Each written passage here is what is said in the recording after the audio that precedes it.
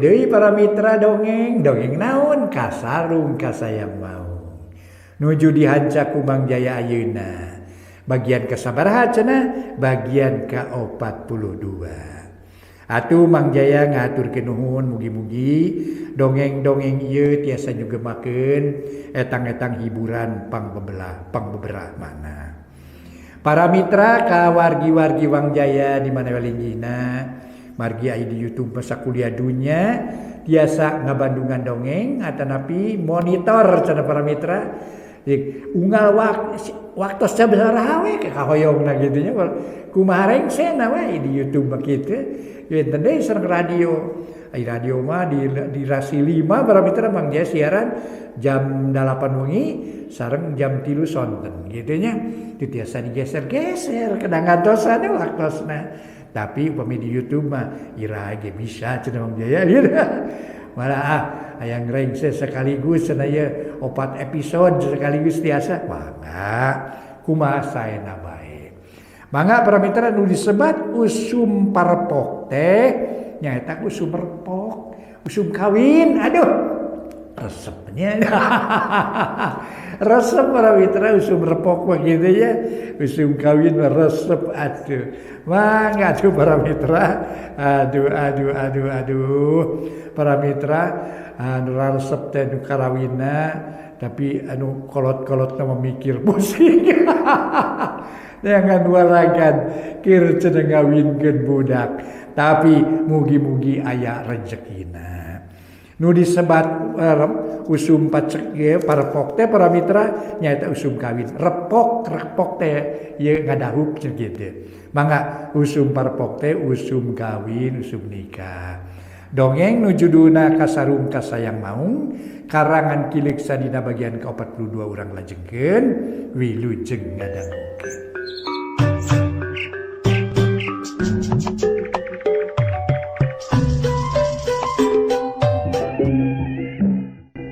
Para mitra kaum dangu sadaya wilujeng ngadangukeun di dongeng enteng judulna nyaeta kasarung kasayang maung karya Ki Leksa.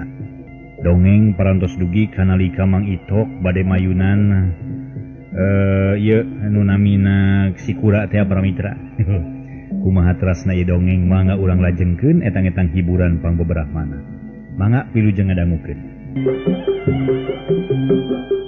Sanggeus Mang Itok jeung sikura pahareup-hareup pok Mang Itok nyarita. Kisilah samemeh prung tarung kurir rek tumanya heula ka Andika. Saha ngaran? Urang mana? Reka mana? Atawa pasti mana? Jeung naon nu diseja? Pok jawab heula ari nya mah hayang tarung jeung nu ngaran si Itok. Cek Mang Itok baki nangkep bari nangkep harigu. Nang pisan nempok itu kapaksa si kurang ngajawab. Bisi sia hayang modar panasaran, heuku aing dijawab. Ngaran aing. Tadi geus disebutkeun nya teh si kura. Lemur aing, si marga. Pamadegan, pamaksudan aing, rek nyangan duit, sakitu euy. Sok urang mimitian, tarung silih jajal pangabisa. Silih rak-rak iga. Halus boga ngaran teh kura. Cocok euy. Cocok pisan jeung tempat cicingna euy. Kuya mah memang bener. Cicingna sok dina walungan. Tetela euy, maneh mah bisaan ngajodokeun ngaran awak teh jeung ngaran lemur teh. Ngan di jalan atawa di pasampangan mah biasana teu aya duit euy. Jadi paniatan maneh teh jiga nama moal bisa laksana. Lantaran yangan duit ka dieu mah moal aya euy. Cek Mang Itok nyarita nangahaja di bulat beulit sangkan si kura lieur. Kunaon ari sia teu puguh nyarita teh Itok? Ngaran aing disaruakeun jeung kuya bulus ya. Naon sababna ha? Cek si kura bari maju salengkah ngadeuketan ka Mang Itok. Sabar heula atuh Lus. Sok dengekeun kuku ing rek diterangkeun sababna. Ari kura teh lamun disebut 2 kali jadi kura-kura. Ngupi hartieun anak kuya atawa bulus. Ari lemur si laing cimarga. Eta teh sarua jeung walungan euy. Lantaran kieu geura ai ci teh hartina cai. Ai hartina marga teh jalan. Ci marga teh sarua jeung jalan cai. Nya nu disebut jalan cai teh pan. Eta teh sarua jeung talang. Nyeup walungan pingaraneunana. Kematak maneh mah halus boga ngaran teh. Sabab aku jeung kahayangna. Kuya mah karesepna ge di walungan atuh. Tayo kapatutna dipikir-pikir mah bener si laing mah euy. Sok sia maju kuya lah. Tergemak engkewe nah. Cek Mang Itok bari ngodok bonteng dina saku kampret terus dikerenyeman. Kekerenyeman mapat kenjang jawokan. Si kura pok ngajawa bari molotot. Itok, jembe sia. Untung loba bacot deuleu nu teu puguh hartina deuleu. Aing teu perlu ku caritaan model kitu, asaan ye. Cek si kura bari saberut narajang ku peureup ngalacukang irung Mang Itok. Celeng Mang Itok luncat ngajauhan bari ngalungkeun bonteng ka palabah si kura. Dadak sakala janggelek bonteng jadi Mang Itok. Sarta keduk cukang irung katonyok ku si kura. Tapi teu nyerieun jigana teh lantaran harita keneh mundur salengkah bari masang kuda-kuda. Si kura teu mere kasempatan hiuk nonyok deui ngalatarang Mang Itok palsu. Sakali ieu Mang Itok kesit kilek ngagiwarkeun sirah. Plos peurup si kura nonyok angin. Kleweng awak si kura ngagaleong. Lantaran kabawa ku tanagana sorangan. Sangkeng si kura ngemplong. Teka jaga tuh. Gerok si kura ngagero. Lantaran iga burung ditenggel satak tanaga ku Mang Itok palsu.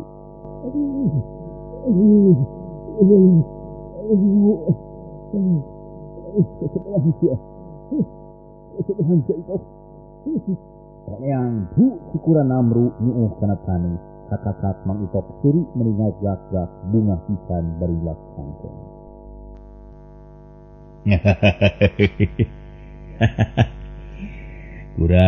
Kura, mana kagagahan sia nu diagulkeun teh ha? Ayo hudang deui siarinya mah jago sia. Cek Mang Itok bari noker si kura nu keur nyuuh dina nyuuh ku sukuna. Pudig-dig si kura nafsu ngakedur amarahna teu kawadahan. Nafsu teu kaampeuh amarah teu kawadahan korejat hudang. Teu malire kana kanyeri. Kanyeri mah disimpen bae. Pok ngomong bari nulak cangkeng sigan nya jago. Idok. Ya, untung waka suka bunga sia. Aing can ngaku eleh deuleu. Aing can jadi pacundang sia. Lamun si keneh bisa ngarenghak. Ayo geura tarima ieu sia. Padahal jangan aing sia. Cek si kura para mitra bari seak ngaheumbatkeun peurup kenca rek ngalapuhu ceuli. Tapi Mang Itok dia waspada, lep ngelok jero pisan ampir dongko. Nah jakal serangan si kura nu ieu mah palsu, lantaran nu nyerangna nyaan mah suku anu katuhu. Barang Mang Itok ngelok celepung jerot dampal suku si kura keuna nanggal pisan kana cukang irung Mang Itok. Gero Mang Itok ngacerit mata kuatir. Aduh, obat. Aduh, bro. Mang Itok pala surubuh barinya kelancukang irung nu asar remuk cer getih keluar. Getih seger keluar tina liang irung cakakak si kura seri bunga. Hehehe, karasa si Itok. Ta eta euy, nu disebut jurus kalah hideung teh deuleu. Cacapitna nu ngait sedang nu nyeureut buntutna deuleu. Siapa? Allah, kakarasa kitu deuleu. Geus namru sia. Karek eta hiji euy. Jagoan je lu saja je. Cik si kura bari nulak cangkeng aksi pisan. Sedang Mang Itok asli maker nyelebak we dahar bangun nikmat pisan jigana teh. Malah daharna bari sakalian lalajo si kura nu keur hut het tarung jeung bonteng. Ari tukang warung colohok nempo si kura gelut jeung bonteng. Bari lalajo pok tukang warung ngomong sorangan lalaunan. Ai. Nah si kura geus owah kitu. Piraku teu katempo da sidik nu digelutan teh bonteng. Ah tetela geus teu waras si kura teh nya. Atawa loba teh nginum arak kitu. Cek tukang warung nyaritana rada tarik. Atuh kadengieun ku Mang Itok nu harita keur dahar keneh. Pok Mang Itok nanya ka tukang warung. Bu warung, saha teh sabenerna bi? Ngajelema waras tawah henteu teh. Cek Mang Itok bari ngahuapkeun sangu. Anu pamungkas atuh gancang ku tukang warung dijawab bari ngareret.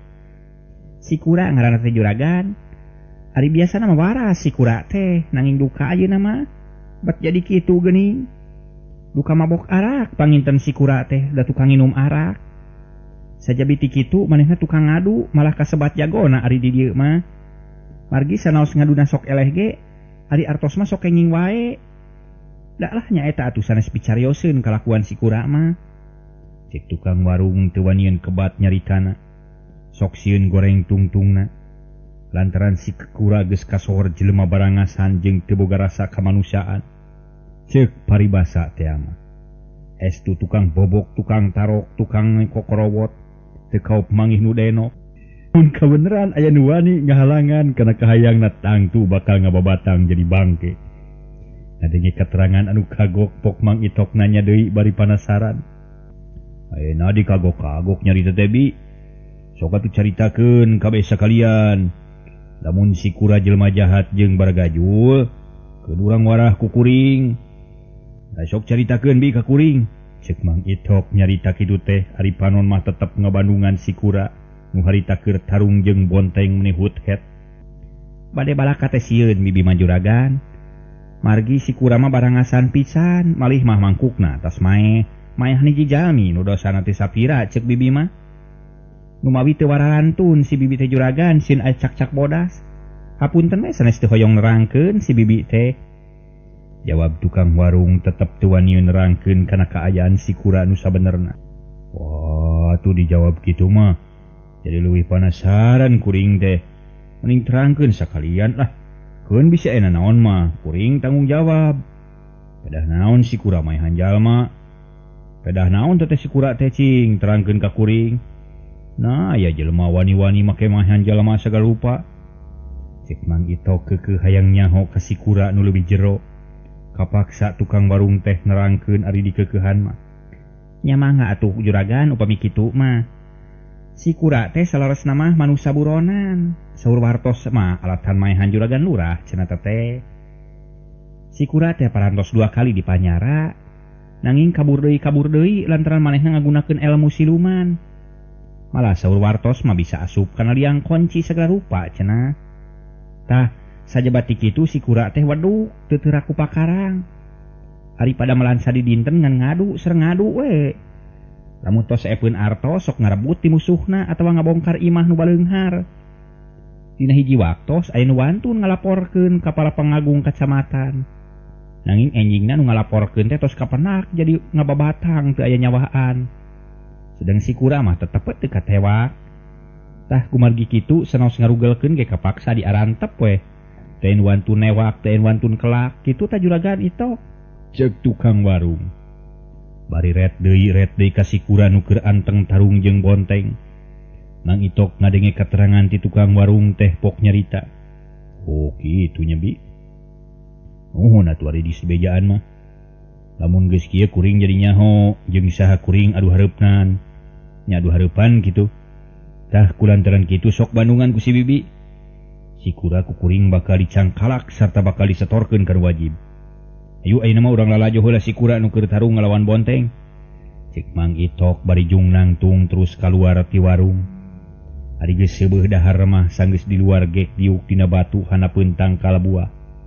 Malah tukang warung ge nuturkeun harita teh. Sarta gek diuk teu jauh ti Mang Itok. Duanana aranteng lalajo si kura nu keur tarung. Ari bonteng anu ku Mang Itok disulap harita teh geus garugus balas ditonyokan ku si kura. Lantaran ku si kura tetep wae bonteng teh jiga Mang Itok. Dina hiji kesempatan brai si kura ngalaan baju sarta beleuwer baju dialungkeun rada jauh. Teu lila pok si kura nyarita. Heh Itok, ulah gelut nurutan budak angon sia. Sok geura tadah sakabeh pangawasa aing, si langir emas. Cek si kura bari ngajega nulak cangkeng. Breh katempo pisan jelas dina dada si kura aya gambar langir meninga jeblag minu handadana. Nempo kaayaan kitu mah Mang Itok jeung tukang warung meuni colohok bengong. Lantaran kataji ku gambar langir nu aya dina dada si kura. Barang ditempo nu leuwih anteb. Gambar langir teh jiga hirup malah cacapitna jiga utek-utekan kawas rek nyapit. Ari Mang Itok palsu pok ngajawab bari sarua nulak cangkeng. Ah, kuja balus. Entong jumago sia. Lantaran boro-boro boga ngaran si langir emas sanajan boga ngaran guludug emas ge. Aing mah da moal sieun moal naon sia. Aing mah moal mun resasiku moal ngejat satu jang beas deuleu ngalawanan model pantar kitu. Manusia pantar si laing mah sia. Lalampahan. kalakuan si ai boga ngaran langir emas. Ai si ganu heueuh sok geura ketrukeun sakabeh pangawas sia. Cek si Itok bari mularang ka si Kula. Si Kula. Halus euy. Sok geura pabatkeun jampe paeh. Samemeh sia ngalungsar jadi banusan. Samemeh sia ngalungsar jadi babatang. Samemeh nyawa paturai jeung raga. Samemeh sia dibalangkeun ku aing ka akhirat. Tapi samemeh aing nibankeun serangan ka sia. Ku aing rek dipamerkeun kagagahan aing deuleu. Ngarah sia teu paeh panasaran. Sok saksian si Itok. Cek si Kura bari krep sidakep si Dukut tunggal. Mengget harigu kudua leungeun. Dari Mang Itok nu asli jeung tukang warung harita keur lalajo colohok. Teu ngiceup-ngiceup. Duanana ngarasa panasaran hayang nyaho kana naon anu bakal dilakukeun ku si Kura. Telila brai awak si Kura. Jiga caang kasorot ku cahaya lampu anu rupana koneng emas. Sarta teka nyahoan ti mana datangna jojleg awak si Kura robah jadi langir. Buka cida gedena. Beuteungna ampir sarua jeung beuteung muning kabiri. Sukurang was paranyang jeung baruluan pikagilaeun.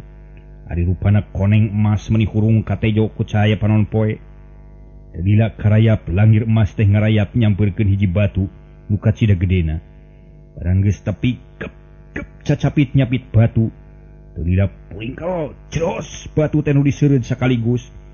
Ari ceros ai brai batu sakitu gedena teh ancur jadi lebu sapada harita. Atuh puguh. Mang Itok jeung tukang warung ngararenyag bakat ku kaget. Tapi Mang Itok terus nangtung sarta pok ngomong sorangan. Wah. Kasempetan hade yeuh. Awas ya dicangkala ku aing mah deuleu. Cek Mang Itok jeleng luncat ngadeuketan si Kura.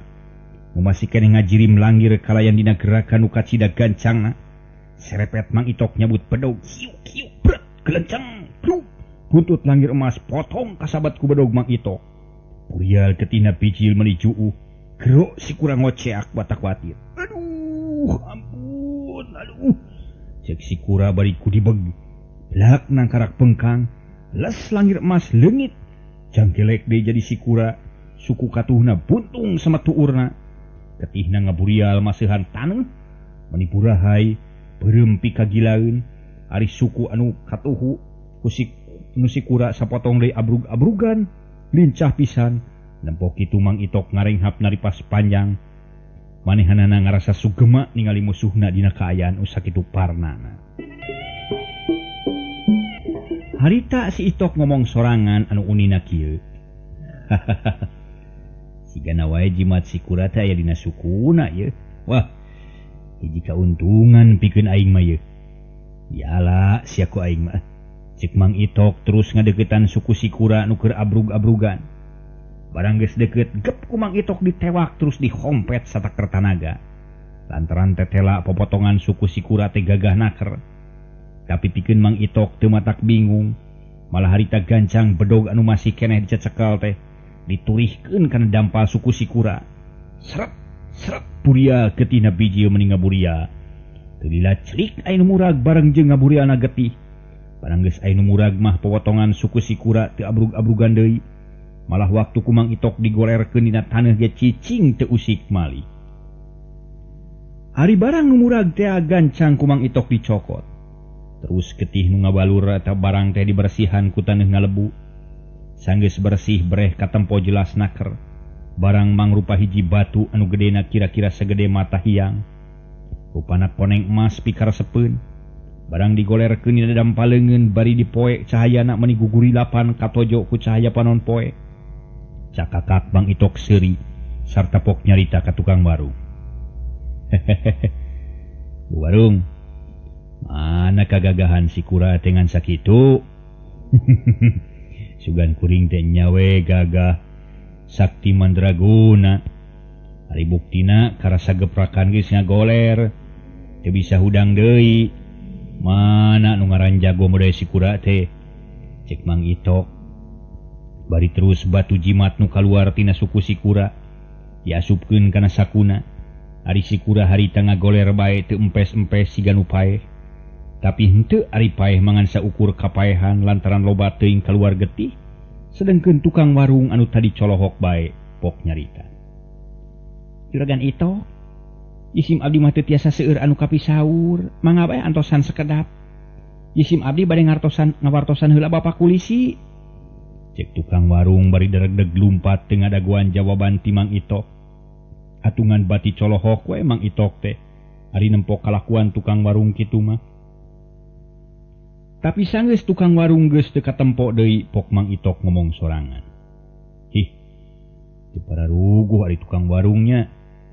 Tapi keun wae lah, si hayang nyaurek ngomong naon Kulisi teh. Cek Mang Itok gek diuk dina bangku nu aya di jero warung sarta regot nginum.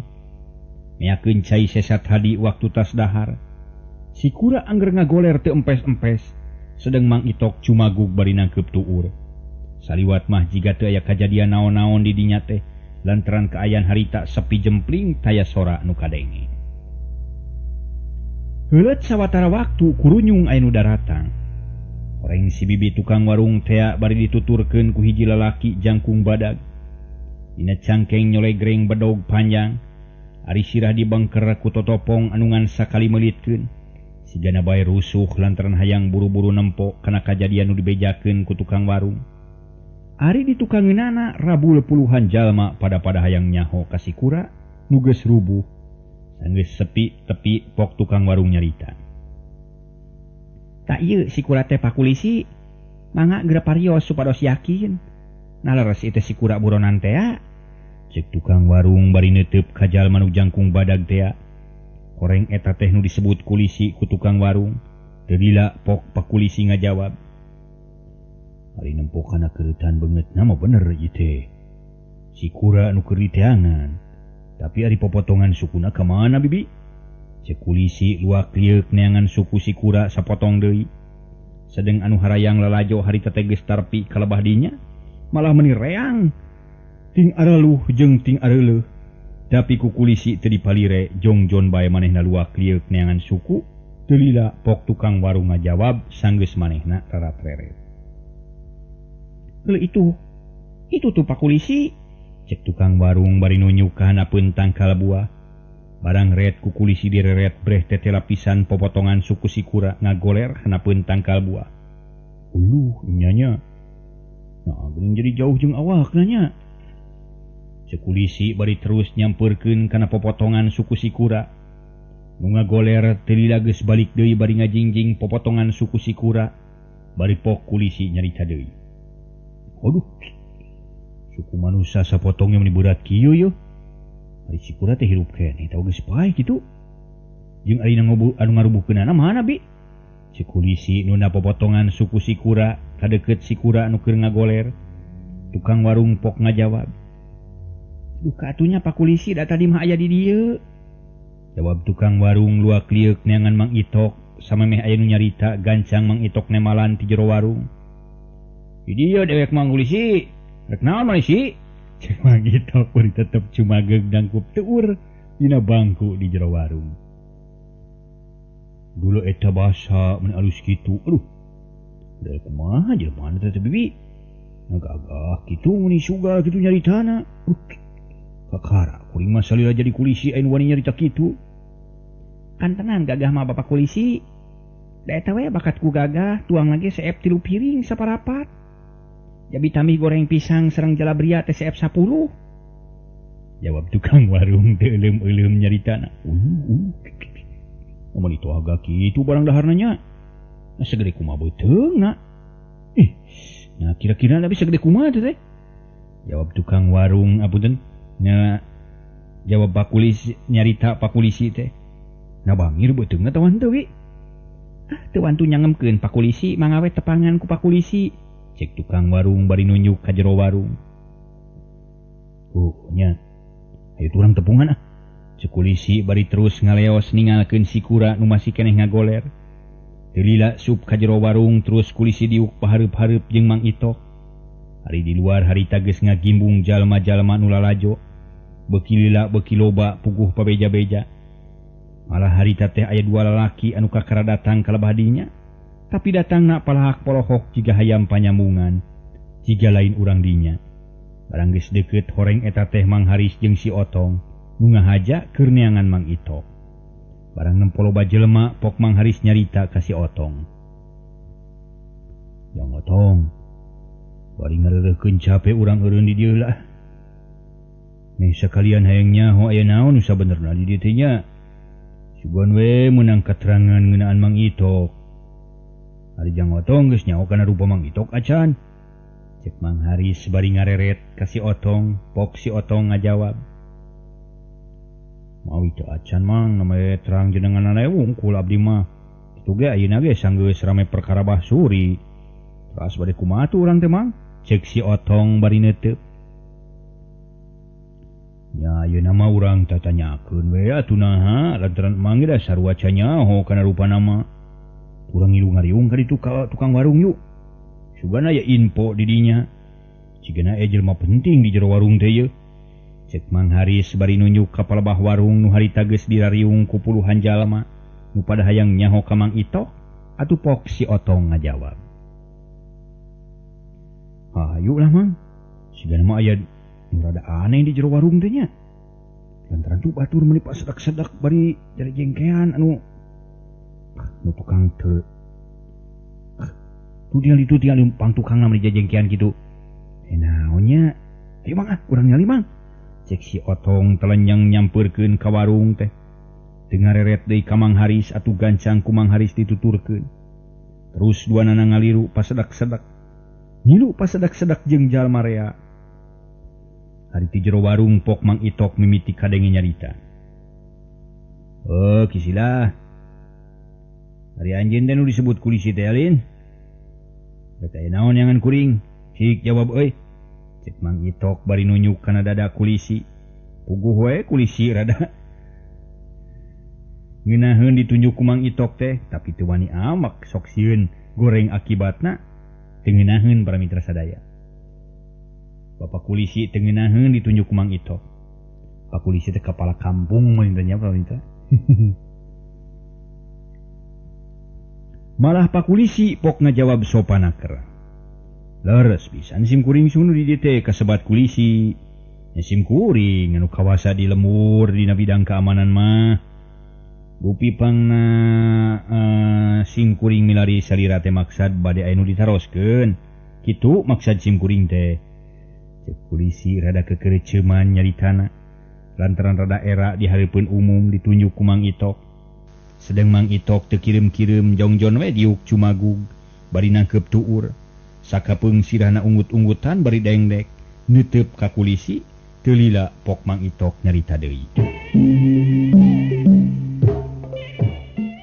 Oh, jadi kulisi terek tumanya ke kuring. Heug atuh ku kuring rek dijawab sakur pertanyaan kulisi. Tapi hampura lamun ceritaan kuring kasar jeung matak nyarugakan kana hate kulisi. Lantaran kuring mah rumasa teu kungsi ngahakan sakola. Sok geura mimiti nanya atuh. Cek Mang Itok bari ngarobah diuk dina nyang hareup ka kulisi sopan ayeuna mah. Nempo kalakuan Mang Itok kitu kulisi narik napas panjang. Teu lila pok kulisi ngajawab. Nya mangga atuh urang ngawitannya. Dupi salira teh saha jenengan? Upami bade angkat ka mana? Atanapi mulih ti mana? Di mana lembur matuh Banjar Karang Pamidangan? Tah mangga gelawaler sakitu we. Gampil upami kirang engke ditamih deui. Aneh nanya teh. Make ditungtungan ku nyarita kitu sagarupi. Tapi teu naon lah kitu ge. Ngaran kuring mah saeutik tapi patri. Gampang lamun ngagerowan nyaeta Itok. Bisi teu percaya mapek we cobaan ngagorowok nyebut Itok. Kajen sakumaha tarikna ge moal matak eungap.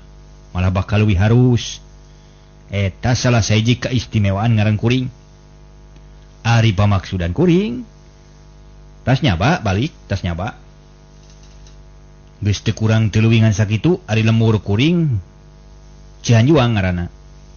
Hiji ngaran lemur nu kacidahadena lantaran matak pikabetaheun jeung matak haneuteun kalayan nu nyicinganana salilana taraparasea. Hirupna salilana runtut raut sareneuk saigal sabobot sapihanean jeung tarababarik bentrok ku soal saeutik. Tak kitu kaayaan kuring mah. Ari saterusna kumaha kulisi? Ari saterusna mah kieu seder Itok. Simkuring bade ngahaturkeun rebu nuhun laksa ketika binahan ka sadarek Itok nu parantos kersa ngarubuhkeun Sikura. Ari margina Sikura teh hiji buronan anu teu kinten lingasna. Parantos puluhan jalmi nu janten korban katelengesan Sikura. Dupi alatana mah teu pira mung saukur ngalaporkeun kana berwajib di mana ayana Sikura. Tah kumargi kitu sakali deui Simkuring ngahaturkeun nuhun. Oh. Rek nyebut nuhun kulisi teh. Nah, atuh meuni hararese rek nyebut nu kitu-kitu wae mah. Lamun geus kitu rek kumaha tuh anjeun teh kulisi? Cek Mang Itok bari neuteup ka kulisi. Saterasna Simkuring bade tumaros deui. Nah Sikura teh parantos paragat nyawana teh nepi teu acan. Ih teuing atuh. Lantaran kuring mah teu kungsi ribut jeung Sikura. Nu puguh mah Sikura teh gelutna jeung bonteng. Ari kuring ngan saukur margasa hiji langir emas nu kacida gedena. Jadi perkara Sikura mah teu nyaho kuring ge. Cek Mang Itok bari kerung terus gigideug. Barang ngadenge kitu leng kulisi meuningah ulang bakat ku bingung. Lantaran jawaban Mang Itok saeutik oge teu mata kaharti. Tapi geus rada lila pok nanya deui. Oh sadarek Itok. Upami kaayaanana leres kitu, saha atuh nu mateni Sikura? Margi apan teu aya deui nu sanes teh kajabi ti sadarek Itok. Cobi Simkuring pasihan terang. Ih, ku keukeuh kulisi teh nya. Aya mah kieu we kulisi. Supaya ku kulisi kaharti, sok tanya tah si bibi warung. Cik Mang Itok bari nunjuk ka tukang warung. Nu harita keur ngajentul bari ngabandungan nu nyarita. Kulisi pok ngajawab bari ungeuk. Mangga atuh kitu ge. Bibi, cobi terangkeun ka kuring. Kuring bere nyaho lalakon nu sabenerna. Kumaha mimitina pangna nepi ka kieu? Cek kulisi bari ngareret ka tukang warung. Atuh hoream oge pok tukang warung ngajawab lantaran lamun henteu tang tu kulisi bakal ngambek. Mangga ku abdi bade diterangkeun Pak Kulisi. Nanging nu bade diterangkeun ku abdi teh nu katingal ku abdi wungkul. Margi tangtos bakal aya salah sawios kajantenan nu teu mata kahartos. Kieu geura lalakonna teh. Cek tukang warung bari derak-dak. Nyaritakeun pamanggih ti mimiti kadatangan Sikura terus ku Mang Itok. Malah sakabeh nu geus kajadian ditetek teh nu kaliwat. Kulisi jeung sakabeh nu haladir meuni colohok bengong. Ngadenge caritaan tukang warung teh lantaran loba nu teu kaharti ku akal. Komo palebah nyaritakeun Sikura tarung jeung bonteng. Sarerea ting cikikik nying serikeun. Da puguh aneh aya bonteng bisa gelut. Aya ge dina paribasa bonteng ngalawan kadu cenah. Ari bonteng ngalawan jelema mah kakara harita ngadenge beja. Sanggeus tamat nyaritakeun kajadian anu bieu. Terus tukang warung mungkas caritana. Tah kitu lalakonna teh Pak Kulisi. Kade bisi jisim abdi disebutkeun tukang Rahul. Margi memang salaresna kitu nu namanya kajantenan teh. Eta mah mangga wae teu langkung Pak Kulisi bade percanten sareng henteu nama. Asal abdi ulah disebutkeun tukang Rahul. Cek tukang warung nyaritana ditungtungan ku nyarita kitu. Lantaran sieun disebutkeun ku ngabohong. Kudu ngadengekeun ari Kulisi harita teh meuni ngahuleung ngadenge caritaan tukang warung. Sanggeus rada lila pok nyarita deui. Nyari kitu carana mah kuring ge kapaksa kudu percaya atuh. Lantaran sanajan kuring teu percaya ge da geus kieu kajadianana. Kitu tah keur pribadi kuring mah bibi, ta ieu mah Simkuring bade tumaros ka saderek Itok. Upami parantos kieu bade kumaha maksud saderek? Cek Kulisi ngareret ka Mang Itok. Nah make nanyakeun kitu ka kuring. Atuh tang tuh we kuring merek balik ka lemur. Soal Sikura kuring mah morek nguruskeun. Rek dibeureum, rek dihideung. Kumaha Kulisi we tah manu tanggung jawab keamanan ieu tempat. Kuring mah ieu kan rek balik. Cek Mang Itok bari jong nangtung terus ngodok saku. Ku siwal ngaluarkeun duit sarta song dibikeun ka tukang warung bari nyarita deui. Bi, duitna keur mayar sangu bi. Cek Mang Itok leos indit teu ngareret deui ka Kulisi. Malah kasararea ge teu ngareret ngagedig bae indit ninggalkeun eta tempat. Kulisi meuni colohok bengong nyaksian kalakuan Mang Itok. Malah sararea ge sarua pating polohok bari ngajajabkeun Mang Itok ku paneuteupna. Ari Mang Haris para mitra barang nempo Mang Itok geus indit gancang nyarita ka si Otong. Nu harita keur molohok bae ka Mang Itok. Yang Otong, ulah diantep jang hayu urang buru-buru tuturkeun bisi hese neangan deui. Ieu mah Babari pisan kebenaran nyeunangan teh ye. Ceuk Mang Haris bari terus indit nuturkeun ka Mang Itok. Gancang ku si Otong dijawab manehna ge. Leumpang nuturkeun Mang Haris. Nya Mang hayulah urang susul. Cek si Otong bari ngagidig leumpang nuturkeun Mang Haris. Sanggeus kitu mah duanana teu ngaromong deui. Jarong John bela leumpang nuturkeun Mang Itok nu harita teh geus jauh ninggalkeun warung. Ari kulisi jeung sakur nu haladir sajongjongan mah ngahuleng we eta nu nyarita. Panon sarerea ampir sarua nareuteup ka urut Mang Itok ngaliwat. Sok sanajan Mang Itok geus jauh ti dinya ge, kudu narempok mah jigana bae aya keneh Mang Itok teh.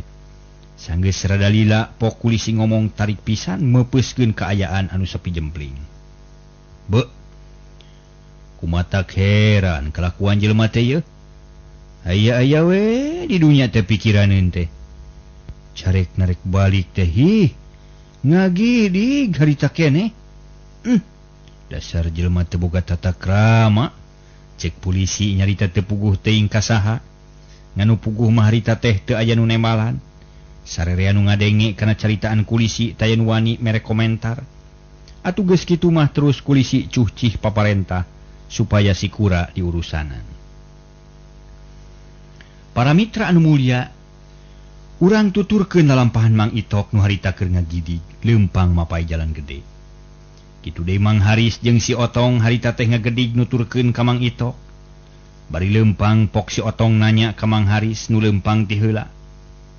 Mang Haris, kumaha carana ye sangkan cucuk lanak dibikeun nya? Lantaran jiga-jigarana mah rada hese nempo kana lalampahan jelema model tadi mah. Kumaha tah Mang? Cek si Otong bangun hoream rek menta cucuk lanak bodas ka Mang Itok. Hanya urang bolo we sabisa-bisa. Kumaha we alatna mah lah. Lantaran kajeun kumaha bae ge tetep cucuk lanak bodas teh kudu kabawa ku urang. Cek paribasana teh mah kajeun ngetohkeun pati tibatan cucuk lanak teu kabawa. Tapi sanajan kitunya mudah-mudahan we lungsur langsar. Jawab Mang Haris tetep leumpang ngagedig gancang pisan. Nyari kitu Mang lah. Tapi kudu aya carana nu hade meureun Mang. Sangkan bisa hasil dimaksud. Cek paribasana herang caina beunang laukna. Jadi ku jalan lemes lantaran adi teragal mah tangtu moal bisa Mang. Apaan kagagahanna geus kasaksian ku urang teh. Jeung terkenal deui. Ngaran Itok mah wah. Jelema jago, jelema gagah. Sakti mandraguna jeung eta deui.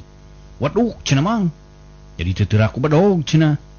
Nya tu puguh we moal ditaragal. Malah lamun bisa mah urang teh ulah terang-terangan rek menta cucuk lanak bodas.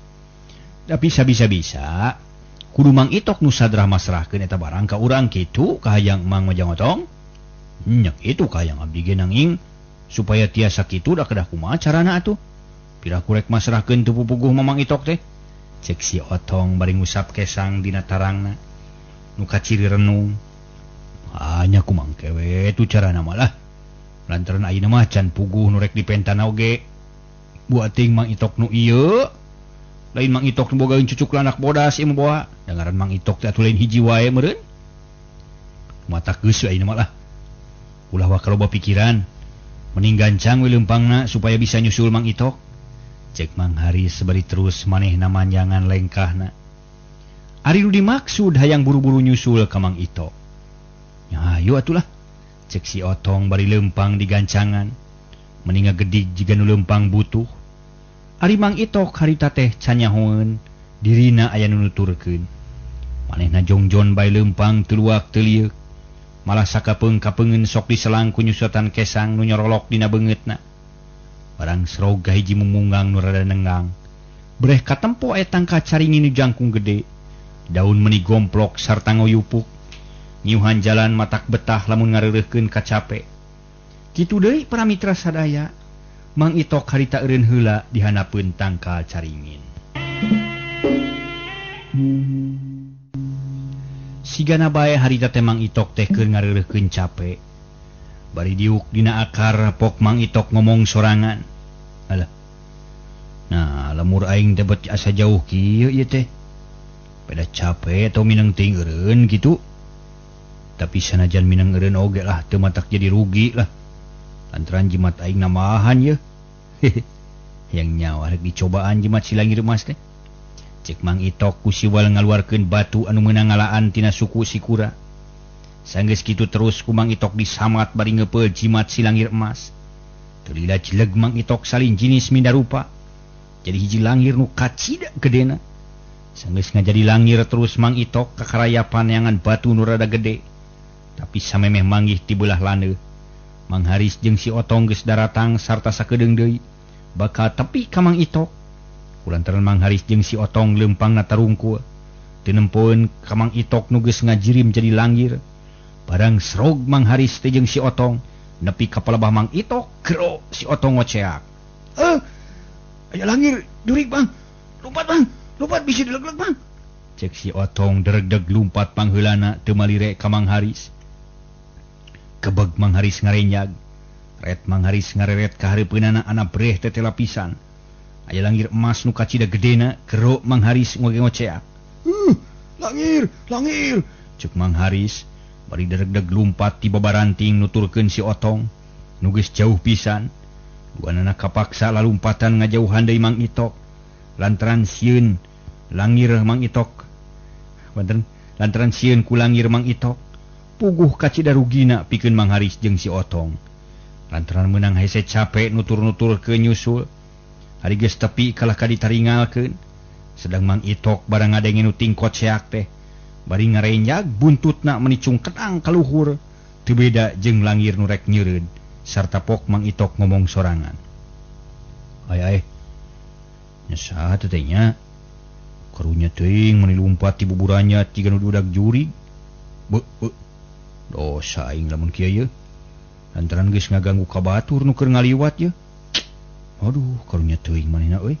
Cek Mang Itok bari celenge nempokeun lumpat ti babaranting. Teu lila Mang Haris jeung si Otong geus teu katempoeun deui ku Mang Itok. Lumpat meuni teu nolih nanaon bakat ku sieun jeung soak nempo langir nu kacida gedena tanpa tanding. Sanggeus katimang jauh lumpatna reg si Otong eureun lumpatna. Koloyong bru nyuuh kana rungkun harenong anu aya di sisi jalan teh. Sungut calawak teu soraan ari panon bolotot burial buncelik. Napas ngahegak meuni hahehoh bakat ku capek. Dada kaciri turun naik sarta jajantung ratug meuni rongkah pisan. Laketei bru ngalungsar dina taneuh sisi jalan bari ngararasakeun kacape. Teu lila kurunyung Mang Haris datang lumpat nararampeolan jeung nu rek runtuh. Barang rek ngoloyong nyamperkeun ka si Otong kaburu ngudupruk di tengah jalan. Cari jeg, koleang, bru Mang Haris namru ngarumpuyuk di tengah jalan. Kaayaan leuwih ripuh tibatan si Otong. Lantaran Mang Haris mah lumpatna pandeuri. Bujur meuni asa kokoplokan. Meuni asagep we dicapit ku langir nu kacida gedena. Sajabat ti kitu da puguh geus kolot Mang Haris mah. Nu watak pantes lamun kacida ripuhna oge. Meunang sajongjongan mah para mitra. Mang Haris jeung si Otong ngalalungsar we bari renghap ranyug nahan napas. Panon marolotot teu ngiceup-ngiceup siga mata boneka. Hari sungut calawak bari letah ngelel kawas letah anu tas lumpat jauh. Sedang ti corona karasa garing bakat kunhanaang. Teu kuat ku hayang nginum. Badang lek neureuy ciduh ti corona asa ngaltit, asa neureuy silet. Sanggeus rada lila kuniang si Otong hudang, lalaunan, gek diuk cungcurunganana asa nyeri. Terus nyobaan nangtung lalaunan gek diuk deui, anger para mitra. Terus nyobaan nangtung sugan kuat hanya ka tuurna karasa linu. Tungtung nama goledag ngagoler dina luhureun jukut sarta pok nyarita ka Mang Haris. Waduh. Cilaka Mang Haris. Sakujur awak meuni leuleus tur lungse. Teh tangan pangawasa. Tuur jeung cungcurungan lalinu, bitis jeung pingping nyeri, boyot jeung bobokong ye, asa coplok ye. Aduh, teuing-teuingan sakadang langir. Tega nyiksa ka si Otong ye. Cek si Otong humargung jiga nu pondok pangharepan. Panon kaciri ceuleuh jiga nu cacingeun, kulit beungeut meuni pias kawas nu hudang gering. Waktosna seep para mitra sadaya.